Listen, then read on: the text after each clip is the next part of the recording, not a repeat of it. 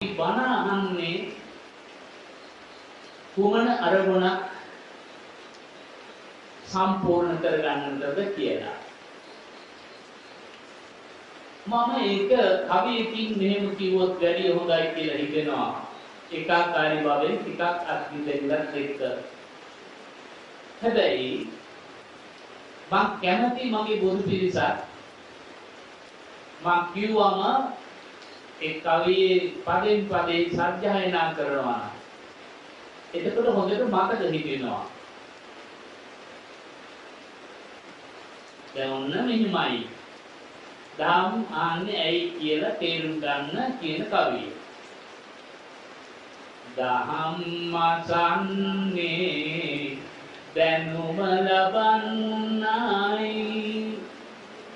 දැනුම ලබන්නේ නිවැරදි වෙන්නයි නිවැරදි වෙන්නේ හරි මඟ යන්නයි හරි මඟ යන්නේ නිවන් දකින්නයි.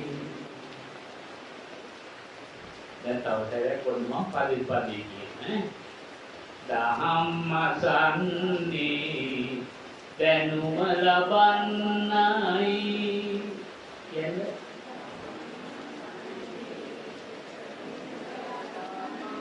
දැනුම ලබන්නේ නිවැරදි වෙන්නයි නිවැරදි වෙන්නේ හරි මඟ යන්නයි හරි මඟ යන්නේ නිවන් දකින්නයි.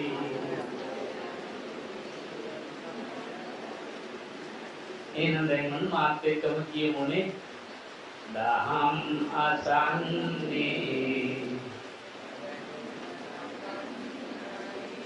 දැනුම ලබන්නේ නිවැරදි වෙන්නයි නිවැරදි වෙන්නේ හරි මඟ යන්නේ නිවන් දකින්නයි. ඒ වගේම තව පුංචි කවියක් තියෙනවා කියමුද? දහම් අසන්නේ ඇසක් ලබන්නයි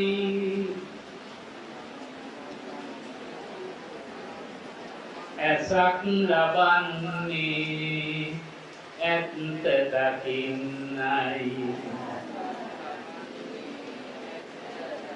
ඇත්ත දකින්නේ කෙලෙස් නසන්නයි කෙලෙස් නසන්නේ නිවන් දකින්නයි. තවසරක් කියමු දහම් අසන්නේ ඇසක් ලබන්නයි ඇසක් ලබන්නේ ඇත්ත දකින්නයි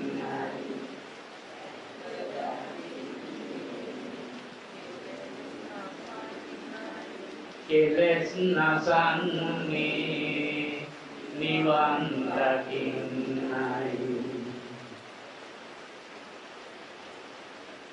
එතකොට අද දවසේ දේශනා කරන ධර්ම දේශනාවෙන් ඒ දහම් මැසීමේ අරමුණු තරමක් දුරට හරි ඉෂ්ට කර ගන්නවා කියන අනිෂ්ඨානය මගේ බුදු පිළිස තුළ පවතින්න ඕන. ඒ වගේම දහම් දේශන මා තුළත් ඒ අරමුණම තියෙන්න ඕන. පළවෙනි කවිය කිව්වේ දහම් අසන්නේ දැනුම ලබන්නයි කියලානේ. එතකොට අපේ බුදු පිරිසට කටිනානිසංස ධර්ම දේශනාවක් නිසා මේ දේශනාව ඒකට අදාළ දැනුම රැස් වෙන්න ඕන. හැබැයි හැම වර්ෂයකම හැම පන්සලකම කටින ආනිසංස ධර්ම දේශනාවන්ට සම්බන්ධ වෙලා අපේ බුදු පිළිසරඟ යම් දැනුමක් රැස් වී තියෙනවා කියන එක මම පිළිගන්නවා. නමුත් තථාගතයන් වහන්සේගේ ධර්මය අහන්න උපමට්ටම් වෙන එක. හරියට මණික් ගලක් වගේ. ධර්මයේ කොහොමද රුවණක්නේ ධර්ම රුවණනේ ධර්ම රත්නයනේ. එතකොට මේ ධර්ම රත්නය උපමට්ටම් කරන්න අහන්න නිතර පින්නතුල අහලා තියෙනවා අසුතං සුනාතේ අහපු දේ නැවත අහන්න ලැබෙනවා. එතකොට උපමට්ටම් වෙනවා. ඒ වගේම සුතං පරියෝදපේති අහලා තියෙන ධර්මය අවුරුද්දට සංවර්ධනය වෙනවා. එතකොට අපි බලමු මේ කටිනානිසංස ධර්ම දේශනාව දිහා ටික සම්ප්‍රදායික රටාවෙන් බැහැරට ගිහිල්ලා බොහෝ විට පැවිදි අපි ගිහි පිරිසක් අහලා තියෙන්නම ආරපතේ චක්කවර්ති සිරිත් ලැබේ ඔය විදිහට ඉදිකටු ඇස්සක් පාසා ශක්තිති රජකම ලැබෙනවා කියනවනේ මේ පින්කමට. මම බුදු පිළිස ටිකක් කල්පනා කරන්න ඕන. දැන් මේ කල්පනා කරන්න ඕන යුගය ඇවිල්ලා තියෙනවා. මොකද හේතුව අද මේ ධර්මයට නොයේ කරුණු එකතු කරලා Tamande හිතෙන විදිහේ මතවාද ඉදිරිපත් කරන ලෝකයක තමයි අද බණ කියන්න වෙලා තියෙන්නේ. පිරිසිදු තෙවලා දහම නොයෙක් ආකාර අර්ථකථන වලින් විකෘති භාවයට පත් වෙලා තියෙනවා. ඒව ගැන විවරණය කරන්න මම කාලය ගන්නෙ නැහැ. දේශගුණික තත්ත්වය දිහා බලලා අපි පැයකින් දේශනාව අවසන් කරන්නයි කල්පනා කරන්නේ. දැන් මම මාතෘකා කළේ නාගිත හාමුදුරුවෝ භාග්‍යවතුන් වහන්සේගේ අනින් තමන් වහන්සේ සසර පුරා ලැබිච්ච ආනිසංස ගැන කියවෙන ගාථා පෙළක එක ගාථා රත්නයක්. ත්‍රි භවේ උපපජ්ජාමි මම කටින පින්කමක් කළදා පටන් භව දෙකක උපදුනේ. කොහෙද? දේවාපිච්ච මානුසේ. දිව්‍ය භවවල මනුෂ්‍ය ලෝකේ.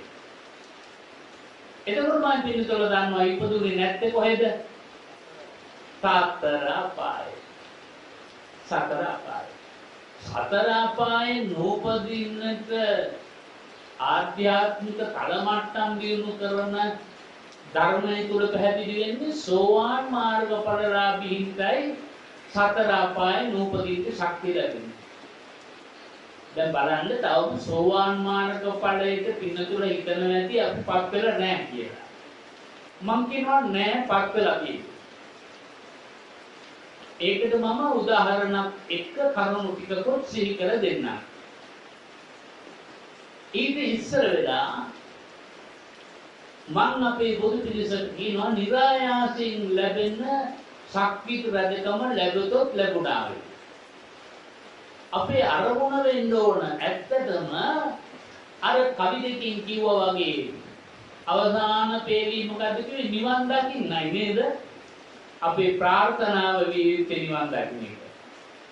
ඒකට දැන් මුල්ගල තිබ්බා කියලා අපේ සකුට්ටලා දුවේ ඔය ආදරණීය ස්වාමි පුත්‍රයා කුලපවුලේ පිරිසක් අපේ මේ ලස්සන කුංචි පුදබිම පරිවාර කරගත්ත මගේ බුදු පිරිසක්. අනිකුත් වෙහෙර විහාර වලට දායකත්වයේ දරන බුදු පිරිසක්. ස්ථිර තීරණයකට එන්න ඕනේ. හැබැයි මේ බණ අතරේදී මම හරි කැමති මගෙන් හරස් ප්‍රශ්න අහනවා. අපිට වෙලා තියෙන්නේ අපි දෙදනවා ඔබ අසනවා. දෙදන්නෝ වෙදති අසන්නෝ අදති. මොකවත් දුන්නොත් භුක්ති විඳි ගෙදර දුවන. අර කියපු ඵල එකක්වත් ලැබිලා නැහැ. හැබැයි ලෝකෙ වැඩිම බණ කියන රටක් ලංකාව. හැම පන්සලකම බණක් කියනවා කිව්වොත් දුවන මිනිස්සු ඉන්නේ ලංකාවේ. නමුත් අර අවදාන ප්‍රතිඵලය ලබන්න හිතන්නේ ඉන්නේ මතු බුදුවන මෛත්‍රී බුදුන් දැකලා. මට හිතා ගන්න බෑ. ඇයි ගෞතම බුදුහාමුදුරුවෝ එක්ක මෙච්චර තරහා කියලා. අපි මේ ගෞතම ශාසනේ අවසන් වෙන්නේ ඉස්සර තවම ගෞතම ශාසනේ භාග්‍යවතුන් වහන්සේ පිරිනමන පායන්නේ නැහැ. තවම ගෞතම බුදුරජාණන් ජීවමානයි. ඒ ජීවමාන බුදුරජාණන් වහන්සේගෙන් අසා දරාගත්ත බුදුබණ මේ දක්වා තෙවලා දහම තුල නැත්නම් ත්‍රිපිටක ධර්මයේ තුල අන්තර්ගතයි. ඒවා අධ්‍යයනය කරන නියම භික්ෂුන් වහන්සේලා ඒව පැහැදිලි කර දෙනවා අදත් බයි බුදු පිළිසෙට බුදුන් දකින්න පුළුවන්. බුදුන් දකින්න පුළුවන්. තෙරුවන් සරණ හැබෑවටම ගියා නම් ඔබ බුදුන් දැකපු පිරිසක් වෙන්න ඕනේ. මා කියවනේ බුදුරජාණන් වහන්සේ කෙලිනම් පෑව කියන පිළිගැනීම සිදු කරන්න ඕන. ඒ භෞතික ශරීරයෙන් විතරයි. මගේ භාග්‍යවතුන් වහන්සේගේ දහතුන් වහන්සේලා අදත් ජීවමානයි. අදත් ජීවමානයි. මේ ශාසනය අවසන් වෙන්නේ ධාතු පරිනිර්වාණයෙන් කියන බව මතක තියාගන්න ඕනේ. අර තියෙනවානේ ධාතු පරිනිර්වාණය සිද්ධ වෙන්නේ සියලු තැන නාග ලෝකය, දිව්‍ය ලෝකය, බ්‍රහ්ම ලෝකය, මනුෂ්‍ය ලෝකයේ සියලු තැන වැඩ ඉන්න ධාතුන් වහන්සේලා රන්වැලි සෑරදුන් වහන්සේ ළඟට එකතු වෙනවා මතු දිනක. ඉරිදීන් වඩින්නේ ජීව ගුණයක් තියෙන නිසානේ. आध्यात्मिक जीव गुणया मनोमय बुद्ध काया එහෙම නැත්නම් ධර්මමය බුද්ධ කාය ඇතිව වැඩමවලා බුදුන් රජුන් බුදු බවට පත් වුණු බෝරජාණන් වහන්සේ මෙත වඩිනවා. වැඩන මොහොතක් නිර්මිත බුදුරුවක් නිම විලා නිරෝධ සමාපත්තිය ඇතුළු කොටගත් ඉර්ධි බල සම්පන්නතාවයන් ඉදිරිපත් කරලා ඒ කියන්නේ ඉර්ධිය පාලා තමයි ඔන්න පිරිනිවන් පාන.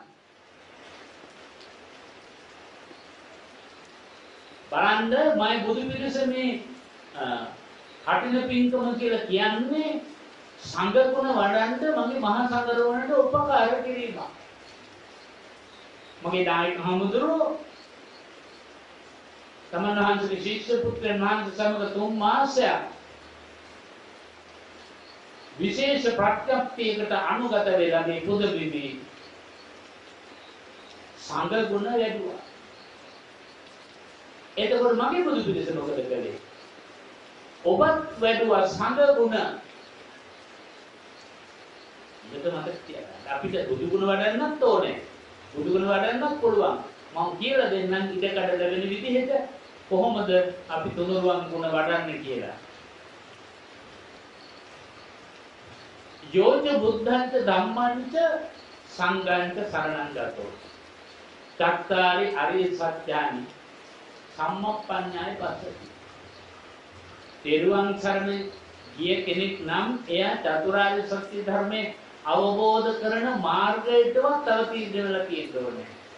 දැන් මේ මයි බුදු පිළිසේ මාර්ගයට අවතීර්ණ වෙලා තියෙන්නේ.